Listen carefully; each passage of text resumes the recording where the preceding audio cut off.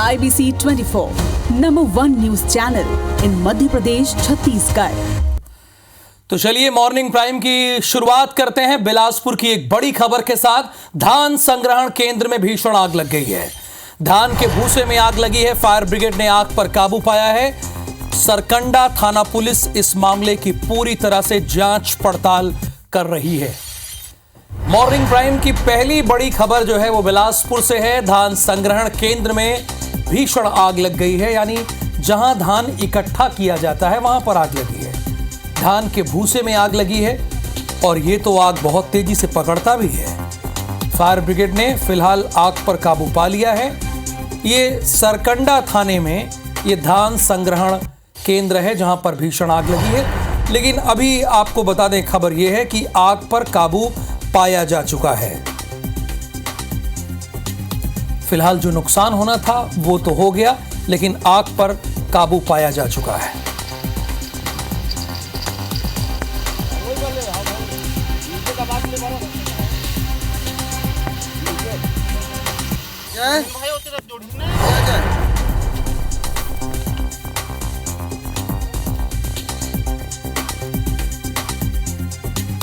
ये तस्वीरें जो आप देख रहे हैं बिलासपुर की है। धान संग्रहण केंद्र में आग लगी है। फायर ब्रिगेड ने आग पर काबू पा लिया है। फायर ब्रिगेड को जब इस बात की सूचना दी गई तो उन्होंने आग पर काबू पाया। तुरंत पहुंची टीम।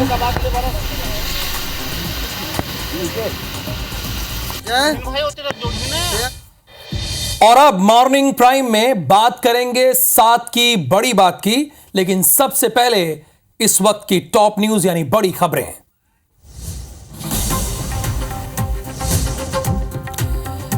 पांचवें चरण के लिए बीजेपी ने झोंकी ताकत। छठवें चरण में कर रहे हैं मेहनत। प्रधानमंत्री मोदी दिल्ली और यूपी में भरेंगे हुकार। इधर अमित शाह और जगत प्रकाश नड्डा आज करेंगे बंगाल का दौरा। नर्सिंग कॉलेज घोटाला केस में सीबीआई ने 10 नए आरोपी किए घोषित। 4 सीबीआई ऑफिसर समेत कुल 13 गिरफ्तार। अब तक 2,33,00,000 नगद, 4 सोने के बिस्किट समेत 36 डिजिटल डिवाइस जब्त।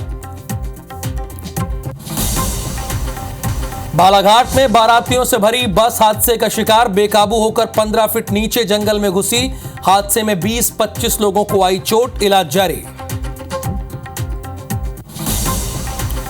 ग्वालियर में 2 पक्षों में खूनी संघर्ष। हमले में एक परिवार के 7 पुरुष और महिला घायल। इधर दुर्ग में चाकूबाजी में एक युवक की मौत।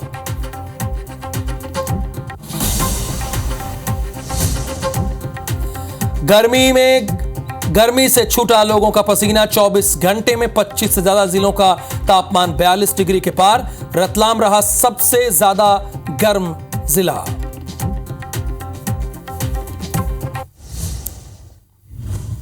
प्रायोजक हैं राजयोग पेन। खुशियां आपकी, रंग हमारे।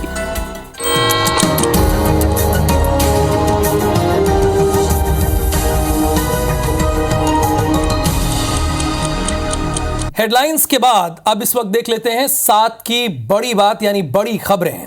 तो पहली बड़ी खबर यह है कि नाइजीरिया में 40 ग्रामीणों की गोली मारकर हत्या कर दी गई है।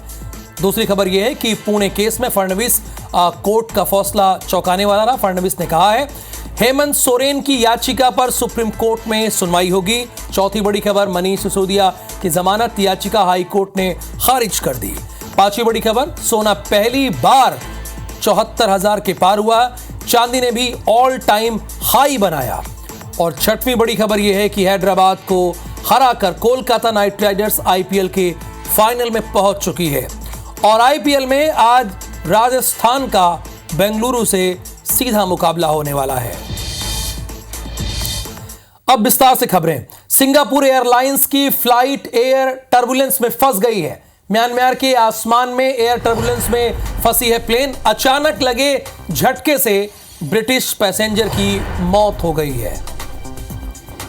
लंदन से सिंगापुर ये फ्लाइट जा रही थी। बैंकॉक में इमरजेंसी लैंडिंग कराई गई। खराब मौसम की वजह से एयर टर्बुलेंस में फंसी फ्लाइट 3 मिनट में 37,000 से 31,000 फीट की ऊंचाई पर पहुंचा। कई यात्री अपनी सीट से उछले, कई लोगों को चोटें आईं, एयर टर्बुलेंस यानी तूफान में फंसकर फ्लाइट का हिचकोले खाना, इसका मतलब ये होता है। ये तस्वीरें भी हम आपको एक्सक्लूसिव तौर पर दिखा रहे हैं। अचानक लगे झटके से ब्रिटिश पैसेंजर की मौत हुई है। आसमान में एयर टर्बुलेंस में प्लेन फंस गई। उसके बाद देखिए प्लेन के अंदर की स्थिति हम आपको दिखा रहे हैं। ये अचानक लगे इस झटके से ब्रिटिश पैसेंजर की मौत हो गई। देखिए उसके बाद अंदर फ्लाइट के अंदर का नज़ारा क्या था। आप बहुत सारे लोग जो अभी मॉर्निंग प्राइम 7 की बड़ी बात हमारा बुलेटिन देख रहे हैं, आप लोगों ने फ्लाइट में सफ़र किया होगा, लेकिन उसके अंदर का नज़ारा ईश्वर न करे कभी आपको ऐसा देखने को मिले। लेकिन देखिए यहाँ पर हुआ। ये लंदन से सिंगापुर जा रही थी। उसके बाद की स्थिति क्या, जरा ये देखिए। बैंकॉक में तुरंत इमरजेंसी लैंडिंग कराई गई। अच्छा, एक जो वजह है ख़राब मौसम की वजह से एयर टर्बुलेंस में ये फंस गई।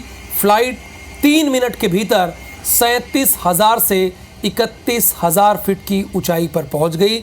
और यही वजह है कि कई यात्री अपनी सीट से उछले, कई लोगों को चोटें आई। एयर टर्बुलेंस का मतलब ये होता है कि तूफान में फंसकर फ्लाइट का हिचकोले खाना। देखिए इन्हें भी चोट लगी है, इनके मुंह से खून बह रहा है, लेकिन हमने उसे ब्लर कर दिया है। मॉर्निंग का वक्त है, आप बहुत घबराइए ना, लेकिन खबर आपको पता होनी चाहिए।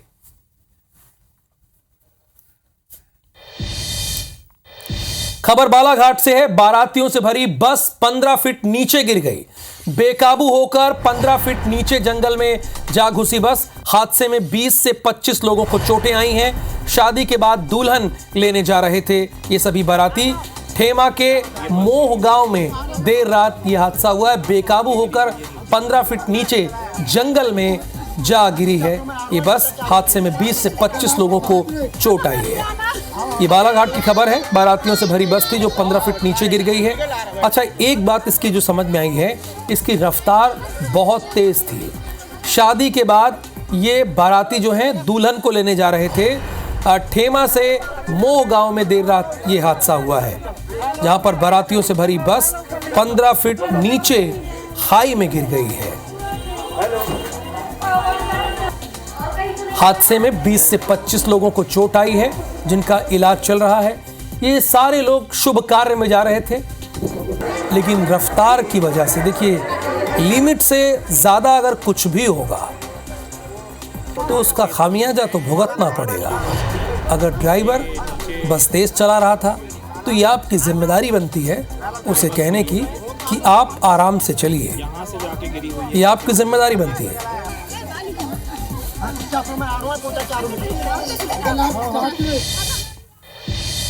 पेड़ के गिरने से एक की मौत हुई है। पेड़ के नीचे दबकर एक की मौत हुई है।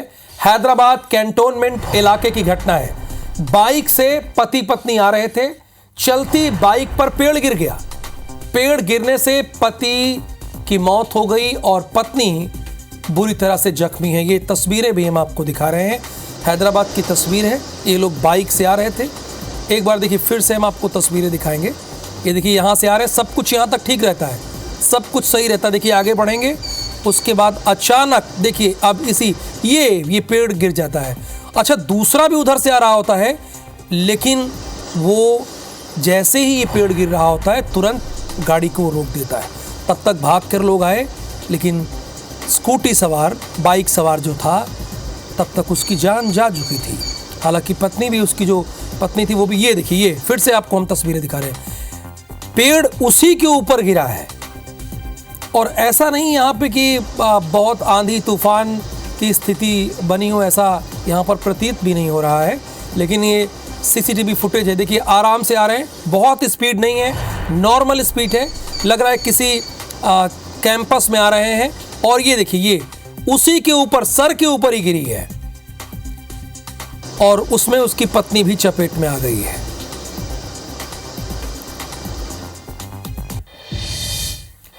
देश के प्रधानमंत्री नरेंद्र मोदी का आज उत्तर प्रदेश और दिल्ली दौरा है। यूपी के बस्ती और श्रावस्ती में जनसभा करेंगे प्रधानमंत्री। दोपहर 12:30 बजे बस्ती में सभा करेंगे।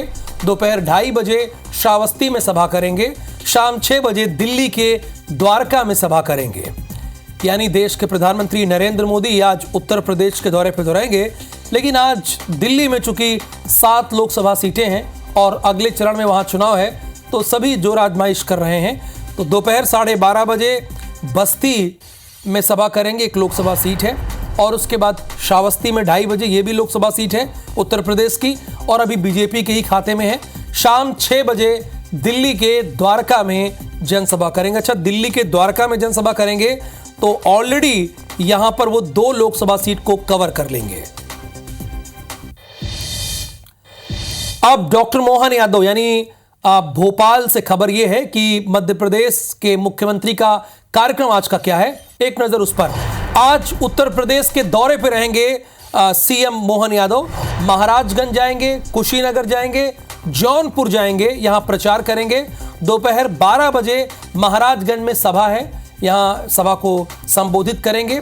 दोपहर 2 बजे कुशीनगर के रामकोला में सभा है, और शाम 4 बजे यानी जौनपुर में जनसभा को संबोधित करना है, और शाम 6:30 बजे वाराणसी में, जो कि जौनपुर से बहुत दूरी नहीं है, तो वाराणसी में काशी विश्वनाथ का दर्शन करेंगे, और रात 9 बजे सीएम डॉक्टर मोहन यादव भोपाल पहुंच जाएंगे। इस समय चुनाव है और अभी तो सिर्फ 2 ही चरण बचे हैं, 5 चरण का इलेक्शन खत्म हो गया है, और ऐसे में सभी अपने अपने तरीके से प्रचार प्रसार कर रहे हैं जो उन्हें पार्टी की तरफ से जिम्मेवारी दी गई है। अगली खबर भी भोपाल से ही है। पूर्व मुख्यमंत्री शिवराज सिंह चौहान का आज का कार्यक्रम यह है कि आज वो झारखंड की 2 लोकसभा सीटों पर सभा करेंगे। एक तो धनबाद में जाएंगे, यहां बड़ी विशाल जनसभा है धनबाद में। फिर उसके बाद जमशेदपुर में जाएंगे, चुनावी सभा को संबोधित करेंगे। पूर्व सीएम शिवराज सिंह चौहान स्थानीय कार्यक्रमों में भी शामिल होंगे। तो शिवराज सिंह चौहान भारतीय जनता पार्टी के स्टार प्रचारक बने हुए हैं। दिल्ली हो, झारखंड हो, उत्तर प्रदेश हो, हर जगह उनके दौरे लगे हुए हैं। अब अगली जो खबर है वो देश की राजधानी दिल्ली से है, जहां हर कोई पहुंचना चाहता है। हेमंत सोरेन की जमानत याचिका पर आज सुनवाई होगी। जमानत याचिका पर सुप्रीम कोर्ट में सुनवाई होगी। ईडी ने जमीन घोटाला केस में इन्हें गिरफ्तार किया था। कल भी सुनवाई होनी थी, उम्मीद थी, और आज भी। चूंकि हेमंत सोरेन अरविंद केजरीवाल की जो अंतरिम बेल मिली है उसको आधार बनाकर 2 चरणों का जो चुनाव बाकी है उसमें प्रचार करने के लिए जाना चाहते हैं। झारखंड मुक्ति मोर्चा के अध्यक्ष हैं और वो वहां जाना चाह रहे हैं प्रचार करने के लिए, चूंकि 2 ही फेज बचा है। झारखंड में कुल 4 फेज में इलेक्शन होना था, 2 फेज में हो चुका है, और आगे यानी 6वें और 7वें चरण में भी 2 फेज में इलेक्शन होना बाकी है, यानी 25 और 1 जून को। चुनाव से पहले सुरक्षा को लेकर मॉक ड्रिल की गई है। आंध्र प्रदेश पुलिस ने मॉक ड्रिल किया है। शांतिपूर्वक चुनाव संपन्न कराने के लिए मॉक ड्रिल, घटना होने पर क्विक रिस्पांस टीम तैयार की गई है। अभी आंध्र प्रदेश में आपने देखा था कि लोकसभा चुनाव के बाद किस तरह की वहां पर अव्यवस्था नजर आई थी, गाड़ियां जला दी गई थी, तोड़फोड़ हुई थी। अब पुलिस थोड़ा अलर्ट हुई है और उन्होंने मॉक ड्रिल कराया है। देखिए, मॉक ड्रिल तो मॉक ड्रिल ही होती है, आप उसमें कल्पना करते हैं कि ये घटना घट गई है और ऐसा माहौल क्रिएट करते हैं, लेकिन जब वाकई माहौल ऐसा बनता है तो परीक्षा असली आपकी तब होती है।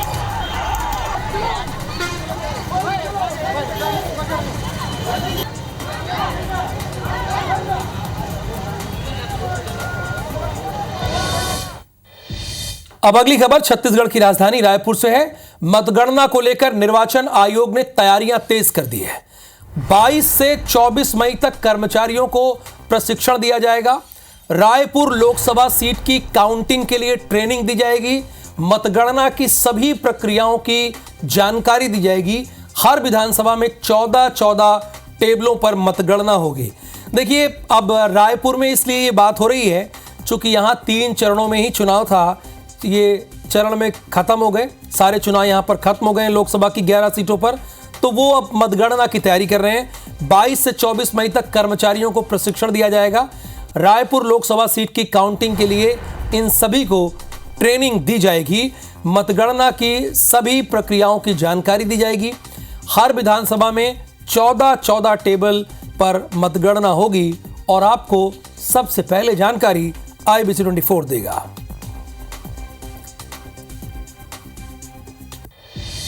छत्तीसगढ़ के कावरधा में एक भयानक सड़क हादसा हुआ और इस सड़क हादसे में 19 लोगों की मौत हो गई।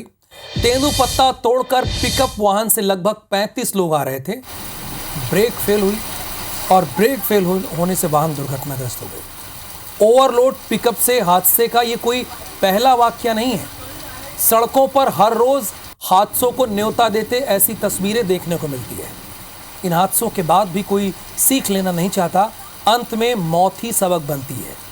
इस जानलेवा लापरवाही पर ना तो प्रशासन अंकुश लगाने के लिए गंभीर दिखाई देता है और ना ही अपनी जान जोखिम में डालकर सफ़र करने वाले लोग। हमारी टीम ने अलग अलग जगहों पर पहुंची। जसपुर के हमारे संवाददाता पहुंचे और देखिए आपको तस्वीर दिखा रहे हैं। केशकाल के हमारे संवाददाता पहुंचे, ये देखिए कैसे जान जोखिम में डालकर ये लोग सफ़र कर रहे हैं। और कोरबा भी हम पहुंचे, किस तरह से जान जोखिम में डालकर लोग यहाँ भी सफ़र कर रहे हैं। 2 वक्त की रोटी के लिए लोग निकले हैं। हो सकता है कि इन्हें कम पैसे में यहाँ बैठने को मिल जाता हो, ये बैठ जाते होंगे। बामुश्किल इनकी 200-300 रुपये दिहाड़ी होती होगी। लेकिन उन लोगों के लिए एक नियम कानून क्यों नहीं होना चाहिए कि आप इस गाड़ी में इतनी सवारी बैठा सकते हैं। आप ज़रा सोचिए, जहाँ पर 19 लोगों की जान गई और बहुत सारे लोग जख्मी हैं, अगर वहाँ इतनी भारी संख्या में लोग ना बैठे होते तो कई लोगों की जानें तो बच सकती थी। ये तो बैठ जाएंगे, लोग बोलेंगे कि हम आपको 20 रुपये लेंगे, इस जगह से उस जगह पहुँचा देंगे, ये बैठ जाएंगे चूँकि इनकी दिहाड़ी बहुत कम है। लेकिन एक नियम क्यों नहीं बनता कि आप इतनी क्षमता से ज़्यादा अगर आप गाड़ी किसी को बैठाते हैं अपनी गाड़ी में तो आपकी गाड़ी जब्त कर ली जाएगी पुलिस के द्वारा और वो कभी आपको मिलेगी ही नहीं, उसकी नीलामी कर दी जाएगी। ऐसा नियम क्यों लोग नहीं बना देते। ये फ़िलहाल 3 तस्वीरें हैं। जसपुर में देख लीजिए, जो वहाँ के ट्रैफिक इंस्पेक्टर हों, ट्रैफिक के इंचार्ज हों, उनके लिए बड़ी शर्मनाक स्थिति है। वो थोड़ा बाहर निकलें और काम करें। ये केशकाल की तस्वीर है, ये भी जान जोखिम में डालकर। देखिए, सिर्फ इसमें प्रशासन को ही कोसना नहीं है। देखिए, आप लोग भी मत बैठिए ना, दूसरी गाड़ी आएगी वो आपको ले जाएगी समय पर। आप लोग भी कम से कम खुद से पहल कीजिएगा।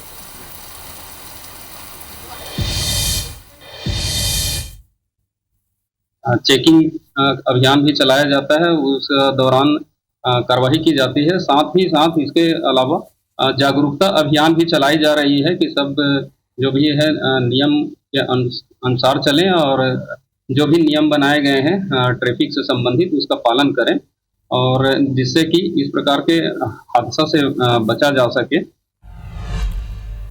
कबीरधाम जिले में सोमवार को हुए भीषण सड़क हादसे में 19 लोगों की मौत पर हाईकोर्ट ने संज्ञान लेकर इसे जनहित याचिका के रूप में रजिस्टर्ड किया है। 24 मई को चीफ जस्टिस की डिवीजन बेंच इस पर सुनवाई करेगा। देखिए, ये संज्ञान ले लिया। असल में कावरधा जिले में कुकदूर थाना क्षेत्र के बाह पानी के पास दोपहर लगभग 2 बजे ये हादसा हुआ। सभी ग्रामवासी सिमहरा के रहने वाले थे जो तेंदूपत्ता तोड़कर पिकअप से वापस आ रहे थे। मारे गए लोगों में 18 महिला और 1 पुरुष शामिल हैं। हादसे में मौके पर 15 लोगों की मौत हो गई थी। 4 लोगों ने कुकदूर के सरकारी अस्पताल में इलाज के दौरान दम तोड़ दिया। अच्छा, इस पिकअप में मैं आपको बता रहा हूँ कि कुल 36 लोग सवार थे। सोचिए कैसे बैठे रहे होंगे। यही वजह है कि हाई कोर्ट ने इस पर संज्ञान लिया है। इसे जनहित याचिका के रूप में रजिस्टर्ड भी कर लिया है। भोपाल से एक बड़ी खबर है। सीबीआई ने 10 नए आरोपी किए घोषित। एमपी नर्सिंग कॉलेज घोटाले की जांच के लिए रिश्वत लेने का मामला है, जिसे IBC 24 ने सबसे पहले आपको दिखाया था। सीबीआई ने 10 नए आरोपी घोषित कर दिए हैं। नर्सिंग घोटाले की जांच के लिए रिश्वत लेने का मामला सामने आया। आरोपियों में सीबीआई का ही डीएसपी और एक इंस्पेक्टर भी है। और राहुल राज जो कि गिरफ्तार किए गए थे और जो कि छाछ का गिलास और अचार की बरनी का कोड वर्ड का इस्तेमाल करते थे, कल ही हमने आपको बताया था, उन्हें बर्खास्त कर दिया गया है। और ऐसे अधिकारियों को तो बर्खास्त किया ही जाना चाहिए क्योंकि जनता का सीबीआई से भरोसा वरना उठ जाएगा। ग्वालियर से खबर है, 2 पक्षों में खूनी संघर्ष हुआ है। खेत जोतने को लेकर दोनों पक्षों में विवाद हुआ। एक पक्ष ने लाठी, डंडों और कुल्हाड़ी से हमला किया। हमले में एक परिवार के 7 पुरुष और महिला जख्मी हुए। आरोपी पिता, 3 बेटे और पत्नी फरार हुए। घायलों को अस्पताल में एडमिट कराया गया। बिजौली थाना क्षेत्र के दुबई, ये वो वाला दुबई नहीं है, समझ रहे ना, ये गांव है दुबई, ये वहां का मामला है।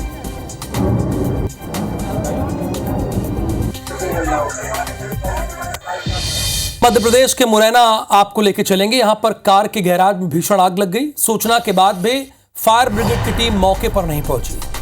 आग में 4 गाड़ियां जलकर खाक हो गई। फायर ब्रिगेड ने आग पर काबू पा लिया।